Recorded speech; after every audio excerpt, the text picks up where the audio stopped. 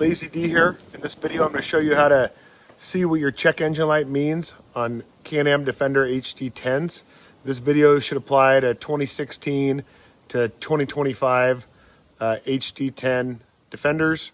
This may apply to some other models if you have the same style display on the dash. So I'm going to go ahead and start my machine. You can see my check engine light's on. To navigate this menu, a single push on this is going to move you through the different pages of the menu, and then a long push is going to be like you're clicking enter. So I'm going to click this until I get to settings.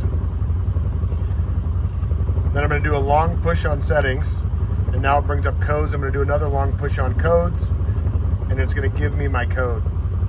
You're only going to be able to do this if the check engine light is on. So if you're having intermittent issues where the check engine light is not on after you turn the key off and back on, make sure you're doing this before you turn the key back off once it's turned on. There's many different error codes that can be generated. The rest of this video is just going to be clips of all the codes. There's like 14 pages of codes in the service manual, and I'm going to take some screenshots so you guys can see what each of those mean. Hopefully this is helpful.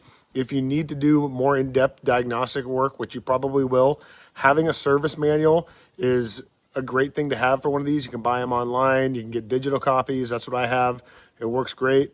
I'll put a link for e-manual online. They have a great selection of manuals, and you can get it there for, I think, 30 or 40 bucks. If this video is helpful to you, please like, comment, subscribe, and share. Thank you.